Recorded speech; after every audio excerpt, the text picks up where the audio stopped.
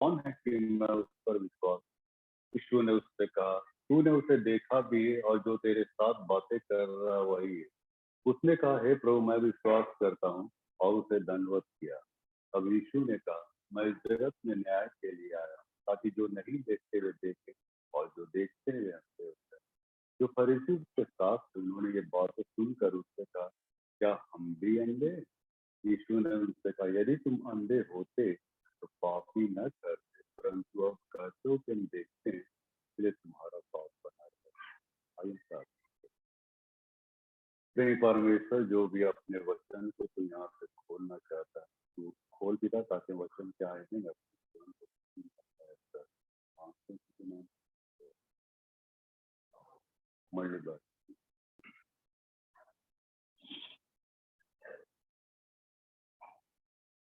हम सोच रहे थे कि आप लोग की गाने की आवाज इतनी धूमिल क्यों हो गई, इतनी कम क्यों हो गई। फिर बाद में पता चला हम कनवा में ठेपी लगाए तो कहाँ से सुनाई दे रहा नहीं। और हम सोच रहे कि मंडली आज सो गया है। तो हम लोगों ने पिछले बुधवार को भी हम लोगों ने देखा, पिछले बुधवार को हम लोगों ने इस चीज को, चैप्टर को देखा, इसीलिए हम ज्यादा इसमें हम उतरेंगे नहीं, और सिर्फ इसी पैसेज पे हम थोड़ा ये करेंगे हम लोग उसमें। और आज का जो ये है, यीशु ने कहा जगत की ज्योति मैं हूँ, है ना। Jesus is the light of the world. यीशु मसीह इस पूरे पृथ्वी की, पूरे धरती की वो ज्योति हमारे बीच में आया है। आज हम उसी टॉपिक पे हम लोग बातचीत करने जा रहे हैं, और इसके लिए हम लोग उत्पत्ति से चलेंगे। पहले अध्याय के शुरुआती पदों को हम लोग देखते हैं। आइए, पहले अध्याय के शुरुआती पद में कुछ ऐसा लिखा है, आदि में परमेश्वर ने आकाश और पृथ्वी की सृष्टि की, और पृथ्वी बेडौल और सुनसान पड़ी, गहरे जल के ऊपर अंधियारा था, तथा परमेश्वर का आत्मा जल के ऊपर मंडलाता था। तब परमेश्वर ने कहा, उजियाला हो, तो उजियाला हो। आप लोग अपने जीवन काल में कभी न कभी ये बात को जरूर सुना होगा कि परमेश्वर ने सूरज को कब बनाया।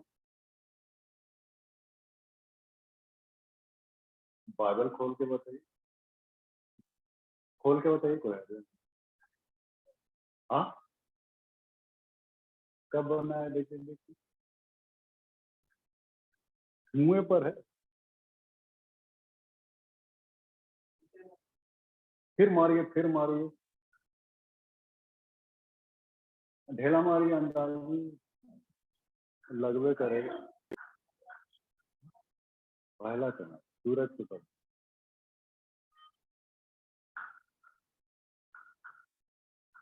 16 पद को देखिए, 15 16, तो 19 पद में क्या लिखा है? इस प्रकार चौथा दिन। ठीक है, अभी ठीक है। अभी उस पतिये में आप लोग लटकन है, तो प्रकाशित बात कहिए, पहुंचे बाबा। अच्छा कोई बात नहीं, तू हम भी नहीं बताते, हम बाइबल देते, तो खैर नहीं है। तो आप लोग के जेहन में कभी ये सवाल आया होगा या फिर सुनाई पड़ा होगा कि जब परमेश्वर ने चौथे दिन सूरज को बनाया तो उजियाला कहाँ से आया? सवाल कभी आपने सुना होगा, किसी किसी ने ऐसा रेस किया होगा, है ना। जब चौथे दिन सूरज को परमेश्वर ने बनाया तो फिर यहाँ पे कहता है उजियाला हो, उजियाला आ गया, वहां कहाँ से आया? बिना सूरज के उजियाला। बहुत सारे ऐसे माने साइंटिस्ट लोग, विद्वान लोग कहते हैं, और वे लोग माने बात को समझते नहीं है, मानते नहीं है। बहुत सारे ऐसे संत साधु और बहुत सारे ऐसे लोग हैं जो कि इस चीज को माने लॉजिकल वो फिट करते हैं, क्या ऐसा कैसे हो सकता है। तो आप इसका आंसर बिल्कुल सहज रूप से आप दे सकते हैं कि पृथ्वी उस समय पूरी सींची जाती थी। कैसे सींची जाती थी? कुहुरा। हाँ, हाँ, बादल तो नहीं था। बादल नहीं था तो फिर सींची कैसे जाते थे? तो उनको वैसे ही बोलेगा कि जब बिना बादल के, काहे कि सींची पानी कहाँ से आएगा भाई, बिना बादल के थोड़ी आएगा। तो जब तक बादल नहीं है तब तक पानी कहाँ से आएगा? फिर भी पृथ्वी सींची जाती थी, तो कैसे सींची जाती थी? तो जब परमेश्वर पृथ्वी को इस रूप में सींच सकता है, तो क्या बिना सूरज के वो क्या उजियाला उत्पन्न नहीं कर सकता है? हाँ? तो ऐसा सवाल मैंने अगर कोई आपको मैंने दागेगा तो आप भी उसको दाग दिए। बोलेगा परमेश्वर के लिए कोई मैंने बड़ा मैंने ये काम नहीं है ना, ये सब बहुत मैंने चुटकी बजाता है और कहा उजियाला हो। तो ये ज्योति जो देख रहे हैं हम लोग इसी टॉपिक पे जा रहे हैं कि ज्योति जो था वो ज्योति परमेश्वर के साथ था और यही ज्योति परमेश्वर था। जैसा कि हम लोग कहते हैं ना, आदि वचन था, वचन परमेश्वर के साथ था और यही वचन, यही परमेश्वर वचन था, वचन परमेश्वर था। तो वही ज्योति मतलब परमेश्वर ही था। तो यही ज्योति को हम शुरुआत से ही हम लोग देखते हैं कि वो ज्योति जो इस पृथ्वी पे आने वाली थी वो उसी समय परमेश्वर के साथ अस्तित्व में थी। अब इसका मतलब ये नहीं कि हम तीन पिता पुत्र पवित्र आत्मा माने तीन तो व्यक्तित्व था, लेकिन हम ये ना सोचे कि वहां पे माने परमेश्वर तीन ठो आदमी था ना, तीन ठो व्यक्ति था या तीन ठो व्यक्तित्व, परमेश्वर तीन गो है, ऐसा नहीं। लेकिन तीन रूप में हम लोग देखते हैं, ये अवश्य है। वहां पे भी हम देखते हैं परमेश्वर भी है और आत्मा भी है, और वहां पे लिखा उजियाला हो, मैंने वचन जो बोला ना उजियाला हो, बस उजियाला हो। तो ये ज्योति जो थी वो हमारे सृष्टि के समय से ही उस समय व्याप्त थी और वही ज्योति बन के हमारे पृथ्वी पे 2000 आज से 23 साल पहले इस पृथ्वी पे आए। और उसी ज्योति की गवाही यूहन्ना बपतिस्मा दाता दे रहा था कि मैं तो ज्योति नहीं हूँ, लेकिन मैं उस ज्योति की गवाही देने आया हूँ जो इस जगत में आने वाली है। और तब ज्योति हमारे बीच में आई मित्रों, और जिसके चलते हम लोग आज मैंने हम लोग देख पा रहे हैं, चल पा रहे हैं, समझ पा रहे हैं, सुन पा रहे हैं। तो ज्योति का काम ही है मनुष्य को मार्गदर्शन करना। अभी आपको बोलिएगा अंधेरे में चलने तो आप क्या हो जाइएगा, गड़बड़ा जाइएगा। नहीं, क्यों आपको नहीं दिखेगा? क्योंकि अंधकार है। अंधकार में कोई भी चीज स्पष्ट स्पष्ट तो क्या दिखबे नहीं करता है, लेकिन रोशनी में हर चीज स्पष्ट दिखती है। जब प्रभु यीशु मसीह आपके अंदर में ज्योति बन के आ जाएगा, ज्योति के रूप में समा जाएगा, तो आप वो हर पथ को, मार्ग को, आप सारी चीजों को आप स्पष्ट रूप से देख पाइएगा। और न सिर्फ मार्ग या राह या रास्ता या किस पर चलना है नहीं चलना है, किस पर हमको मुंह मोड़ना है नहीं मोड़ना, मतलब जितने भी चीजें हैं सब कुछ को स्पष्ट नजर आएगा। और न सिर्फ ऐसे रास्ते बल्कि वो सब भी रास्ते जो अंधविश्वास की ओर ले जाता है, ऐसे भी रास्तों को आपको दिखाएगा जो आपके विचारधारा को स्ट्राइक करेगा कि नहीं ये सही नहीं है, हमारा जो थॉट्स है, विचारधारा है या सिद्धांत है, ये सही नहीं, बल्कि सही यही है जो बाइबल में लिखा हुआ है ना, वचन में लिखा। वो आपको वचन के प्रकाशन से दिखाएगा, देखो बाबू यहाँ पे ऐसा लिखा है ना। तो हमारा अल्टीमेटम हमारा क्या होगा कि हमारा वचन ही सब कुछ, मतलब डेफिनेटली वचन ही अल्टीमेटली हमारा सब कुछ, वचन ही हम लोग को बताएगा। तो खैर आज जैसा कि हम लोगों ने यहाँ पे देखा, यहाँ पे भी ज्योति की जरूरत, यहाँ पे दो अंधों का जिक्र है। अब हम लोग यहाँ पे आए हैं जो है ना 9वें अध्याय, दो अंधों का जिक्र है, दूसरा अंधा कहाँ से कर दिया? नहीं, वहां तो एक तो जन्म का अंधा था। नहीं मित्रों, वहां पे दो अंधे थे, या कहना चाहिए दो प्रकार के अंधे थे। एक जो था वो शारीरिक अंधा था, शारीरिक रूप से अंधा था, लेकिन कुछ ऐसे तत्व थे फरीसी शास्त्री जो आत्मिक अंधे थे, आत्मिक रूप से अंधे थे। शारीरिक अंधा को जब परमेश्वर ने चंगाई दी, ईश्वर ने चंगाई दी, तो सब कुछ स्पष्ट देखे। बोले ना, जब किसी के जीवन में चंगाई आती तो सब कुछ को एकदम पूर्ण रूपेण वो देख पाता है ना। वो शारीरिक रूप से चंगाई प्राप्त व्यक्ति सब चीज को स्पष्ट देख रहा है, यीशु को भी देख रहा है ना, किसने मुझे चंगाया उसको भी देख रहा है। अब परमेश्वर, यीशु ने पूछा कि क्या तू यीशु मसीह पे विश्वास करता? परमेश्वर के ऊपर बोला हाँ विश्वास करते हैं।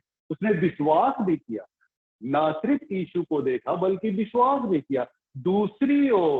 दूसरी ओर ऐसे तत्व थे जिनको आत्मिक आंखें तो थी लेकिन ज्योति नहीं था, है ना। ज्योति किस रूप में नहीं था? वो लोग मैंने सारे घटना प्रकरण को देख नहीं पा रहे थे। जब यीशु मसीह जब चंगाई किया ना, तो बजाय इसके कि चलो भैया हमारा एक चर्च का बच्चा चंगा हो गया, उस सराहना करने छोड़ के, धन्यवाद देने छोड़ के राशन पानी लेके चढ़ गया यीशु मसीह। बताइए, या आज के शब्द के दिन चंगाई करना उचित नहीं है, लो बाबा।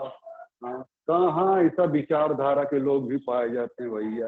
अरे भैया उसको तो खुशी मनाना चाहिए, तो हिया पर हिया एकदम शब्द का दिन लेके पड़ल है लोग, बताइए। तो इसका मतलब क्या है कि ज्योति को वो लोग नहीं देख पा रहे हैं, या फिर ज्योति में वो लोग है ही नहीं।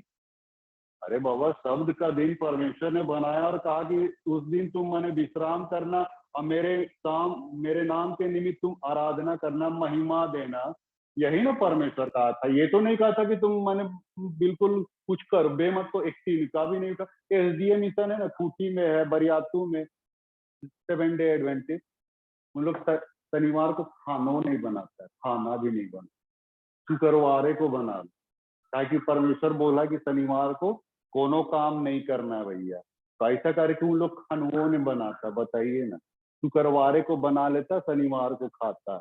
तो प्रभु ऐसा थोड़ी बोला था। अरे बोला था मेरी महिमा करना, 6 दिन तो तुम काम करवे करोगे भैया, 7वें दिन कम से कम मेरी महिमा तो कर देना। ऐसा तो रिक्वेस्ट किया था हम लोग से, नहीं हाँ महिमा तो प्रभु तो महिमा न कर रहे थे।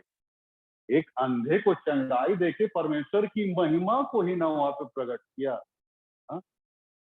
तो फिर इसको राशन पानी लेके चढ़ने का क्या आवश्यकता है? प्रभु का मैनिफेस्टो क्या था मालूम? अगर कोई आपको बोले कि प्रभु यीशु मसीह का मैनिफेस्टो, मैनिफेस्टो मैंने समझ रहे, मैनिफेस्टो मैंने नेता लोग जो चुनाव के समय घोषणा पत्र, घोषणा, हाँ, ये नेताओं का घोषणा पत्र होता था, मैनिफेस्टो इसको बोलता है, मैनिफेस्टो। यीशु का मैनिफेस्टो क्या था? इस बात को आप ख्याल कीजिएगा। अगर कोई कौनो पूछ दिया तो लुक्का 4:16 में आप चल जाइएगा, देखिए यहाँ पर लुक्का 4 का 16 से आगे आप देखिएगा, तो यही यीशु मसीह सेवकाई में जब आने वाले थे तो अपना मैनिफेस्टो नासरत के आराधनालय में जाके सुनाए, अपना घोषणा पत्र, अपना मैनिफेस्टो, जैसा कि हर ये करता है, नेता लोग करते हैं ना अपना मैनिफेस्टो। तो यहाँ लिखा हुआ नासरत में आया, जहाँ पाला पूछा गया था और अपनी रीति के अनुसार सबके दिन आराधना में जाकर पढ़ने के लिए हुआ। यशायाह भविष्यवक्ता की पुस्तक उसने दी गई, उसने पुस्तक खोलकर वो जगह निकाली। अब यहाँ से देखिए कि प्रभु का आत्मा मुझ पर है, इसलिए कि उसने कंगालों को सुसमाचार सुनाने के लिए मेरा अभिषेक किया है, और मुझे इसलिए भेजा है कि बंधुओं को छुटकारे का और अंधों को दृष्टि पाने का सुसमाचार प्रचार करो। देखिए उसकी मैनिफेस्टो में यही था कि मैं अंधों को दृष्टि दूंगा, है ना, सुसमाचार को बताऊंगा, जिसके चलते वे रोशनी उसके आंखों में आएगी, और ना सिर्फ आंखों में बल्कि दिल में आएगी। तो ये मैनिफेस्टो यीशु मसीह का था, और इसको आप लोग कहीं से कलम से लिख लीजिएगा बाद में, इसको नाजरत मैनिफेस्टो कहा जाता है ना। नासरत, ये नासरत में अपना मैनिफेस्टो लोगों के बीच में घोषणा पत्र जारी किया था, तो नाजरत मैनिफेस्टो, इसको आप लोग कहीं लिख लीजिएगा, है ना। तो यहाँ पे यीशु मसीह वही बोला कि मैं अंधों को दृष्टि पाने का सुसमाचार प्रचार करने आया, और सही में वो एक रोशनी बन के उस अंधे के अंदर में आया और अंधा सब कुछ देखने लगा। लेकिन ये फरीसी शास्त्री लोग उसी पुराने इसमें पड़े हुए थे कि भाई शब्द का दिन नहीं मनाना चाहिए, शब्द के दिन आपने काम किया। अरे बाबा, शब्द के दिन परमेश्वर की महिमा उसने की, यीशु मसीह ने, कहाँ वो गलत कुछ काम किया? अरे परमेश्वर की महिमा अगर प्रकट हुई वहां पे, उसके राज का वहां पे विस्तार हुआ परमेश्वर का, तो फिर क्यों मैंने शास्त्री फरीसी मैंने उंगली कर, ये लोग हमेशा उंगली करता था यीशु मसीह, जानते हैं। जब मैंने यीशु मसीह को तो देखने नहीं चाहता था इन लोग, मैंने जब कि सुनहु अच्छा काम करे यीशु मसीह, लेकिन इन लोग जरूर मैंने घुस जाते थे फर्स्ट गियर लेके, है ना, यीशु मसीह पे राशन पानी लेके चढ़ जाते थे। इनका मैंने क्या बोलेंगे, काम में ऐसा था, काम में था ऐसा, मैंने हमेशा मतलब ये करने का। तो कभी कभी होता है, किसी किसी का स्वभाव ही बन जाता है, मैंने किसी को मैंने ये छूड़ने का, किसी को लहकाने का, तो ऐसा नहीं होना चाहिए। तो कोई भी चीज को, घटना कर्म को हमको स्पष्ट रूप से देखना चाहिए। नहीं देख पाते, इसका मतलब आपके अंदर में क्या है? अंधकार है। बाइबल क्या बोलती है? जब तक तुम्हारे जीवन में अंधकार है, तुम सारी चीजों को नहीं देख पाओगे, है ना। तो ज्योति में, जगत की ज्योति मैं हूँ, और अब जब तक ज्योति तुम्हारे साथ है, चले चलो बाबू, है ना, ऐसा बोलता है चले चलो, नहीं तो फिर वो आने वाली फिर वो बहुत मुश्किल हो जाएगी। तो यहाँ पे देखिए फरीसी शास्त्री माने यीशु मसीह को न देख पा रहे थे, न समझ पा रहे थे, जो भी उनकी शारीरिक आंखें थी, लेकिन आत्मिक रूप से उनकी आंखें माने कहना चाहिए बंद थी। इसीलिए यशायाह नबी ने इनके लिए भविष्यवाणी क्या किया था, ये लोग सुनेंगे तो सही लेकिन समझेंगे नहीं, ये लोग देखेंगे तो सही लेकिन दिखाई नहीं पड़ेगा। ये यशायाह भविष्यवाणी किया था, और सही में ये लोग देख नहीं पा रहे थे हकीकत क्या है नहीं है सारी चीजों को। इसीलिए वो यीशु मसीह बोला मैं इस जगत में न्याय के लिए आया, ताकि जो नहीं देखते वे देखने लग जाए, और जो देखते हैं वे अंधे हो जाए। ऐसा जब बोला ना यीशु मसीह, जो देखते हैं वे अंधे हो जाए, यीशु मसीह भी डरने वाला आदमी नहीं था एकदम। उस धर्म के ठेकेदारों से लोहा ले लेता था, बोलता था कि जो नहीं देखते देखे, और जो देखते हैं वे अंधे हो जाए। फरीसी शास्त्री लोग समझ गया ये हमरे मार रहा है, कंबल में लपेट के हम ही को मार रहा है। शास्त्री फरीसी लोग वही सोच रहा था, और तब एक फरीसी बोलता है क्या हम भी अंधे हैं, ऐसा गुस्सा के बोलता है, हाँ हमको अंधा बोलता है, हाँ? ऐसा करके क्या हम भी अंधे हैं? तो यीशु मसीह क्या बोलता है, यीशु ने उनसे कहा यदि तुम अंधे होते तो पापी न ठहरते। सही में अगर तुमको दिखलाई नहीं पड़ता, आंख रहते, अरे आंख रहते हुए तुम सारी चीजों को अगर देख नहीं पा रहे हो, तो इसका मतलब कि तुम अंधे ही हो। यदि तुम अंधे होते तो पापी नहीं ठहरते, लेकिन अब कहते हो कि हम देखते हैं। एकदम उलट पलटवार किया देखिए यीशु मसीह, उसी का बात को लेके उसी को चपत लगा दिया है ना। बोलता अब हम देख, तुम कहते हो कि हम अंधे नहीं हम देखते, तो देखते तो क्या देखते हो, है नहीं देख पा रहे, इसलिए तो तुम्हारा पाप बना हुआ है। ऐसा करके यीशु मसीह बोला, तुम लोग को तो समझ अकल बुद्धि है ये नहीं है, ऐसा करके बोल रहा है यीशु मसीह से गरिया दिया एकदम हड़म खस है ना। तो कभी कभी देखिए ऐसा माने हो, माने ज्योति नहीं आने से वैसा हो जाता है। बहुत सारी चीजों को हम लोग नहीं समझ पाते हैं। इसीलिए तो पहला कुरिन्थी 4:4 में क्या लिखा है, दूसरा कुरिन्थी 4:4 में लिखा है ना कि संसार के ईश्वर ने तुम्हारी आंखों को अंधी कर दी, है ना। दूसरा कुरिन्थी 4:4 में लिखा है उन अविश्वासियों के लिए जिनकी बुद्धि को इस संसार के ईश्वर ने अंधी कर दी है, ताकि मसीह जो परमेश्वर का प्रतिरूप है उसके तेजोमय समाचार का प्रकाश उन पर ना चले। उन पर कभी चमक ही नहीं सक रहा था, क्योंकि संसार के ईश्वर ने उनके मन हृदय को बिल्कुल कठोर बना दिया था, या कहना चाहिए उनके विवेक को शून्य कर दिया।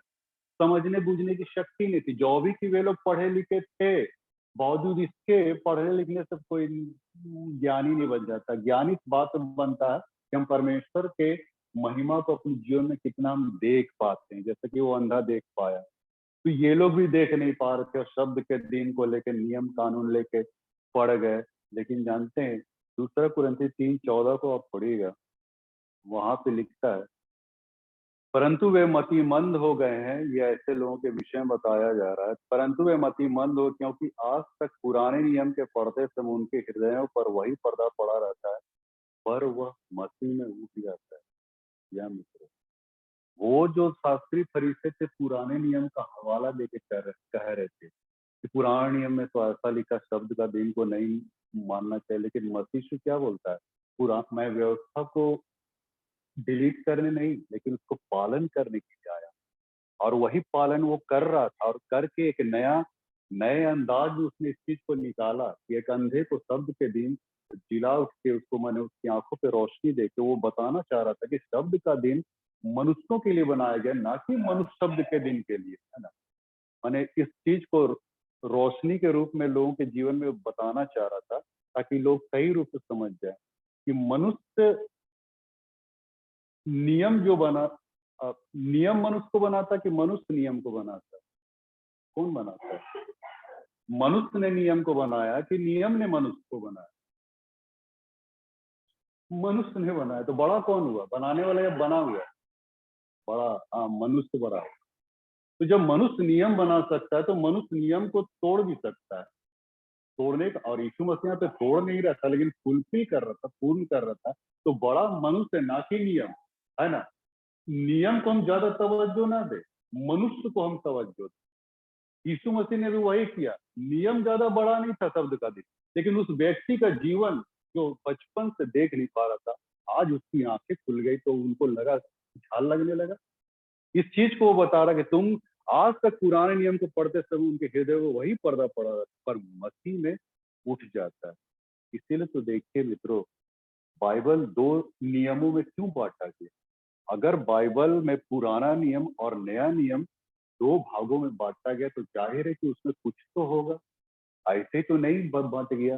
तो नए नियम में यहाँ पे जब मसीह यीशु आ जाता है, तब वो सारा पर्दा जो हमारे अंदर में पड़ा रहता है पुराने नियम के अनुसार, वो सब खुल जाता है, निकल जाता है, दिखने लगता है, और नए नियम हम उस चीज को, सारी चीज को स्पष्ट रूप से हम देख पाते हैं। इसीलिए तो नया नियम हमारे बीच में रखा।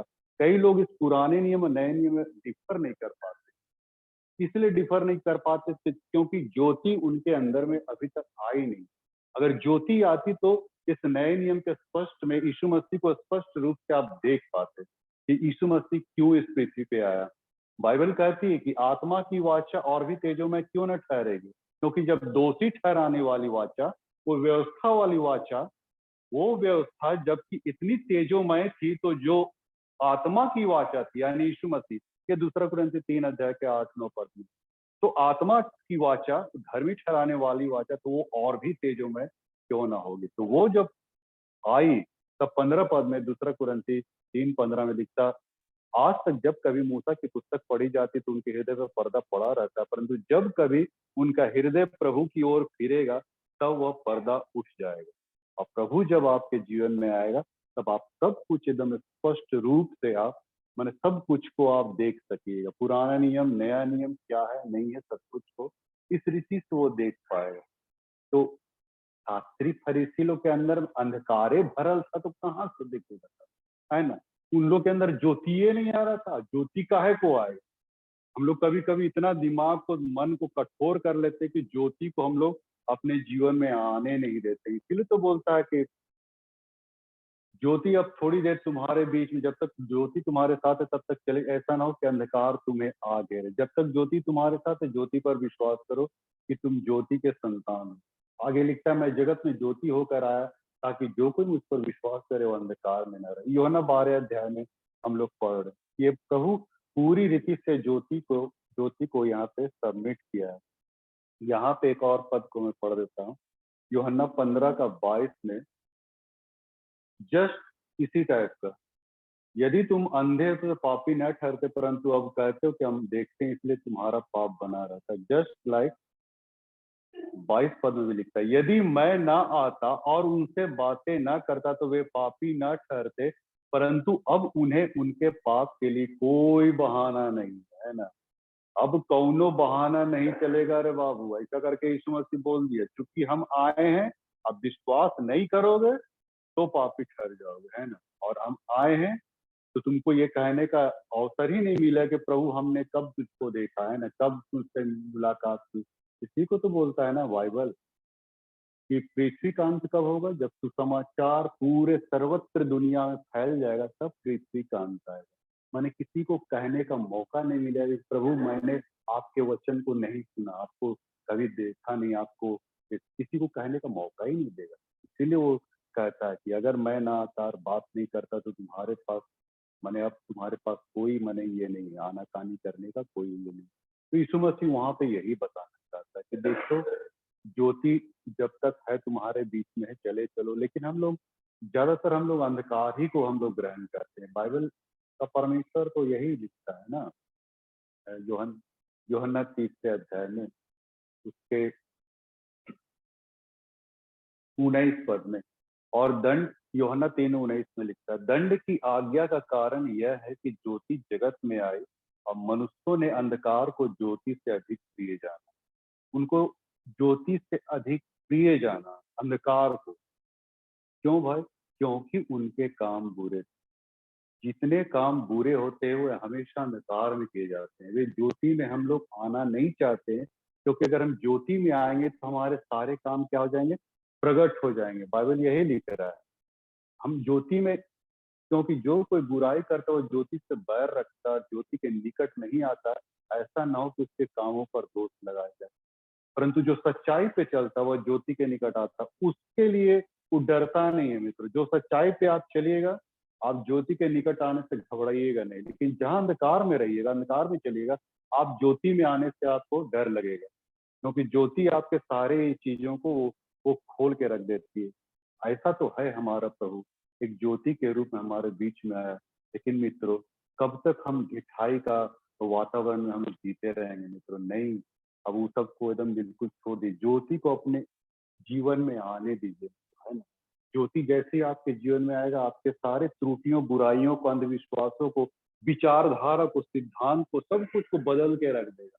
कि शास्त्री फरीसी के सिद्धांत, विचारधारा कितने माने ये नीचे किस्म के दर्जे के थे, और नीचे दर्जे के एकदम माने कंडम था, इसको कहना चाहिए, है ना? देखिए मित्रों, आपके कितने भी सिद्धांत, चाहे कितने भी महत्वपूर्ण हो, आपको उद्धार नहीं दे सकता।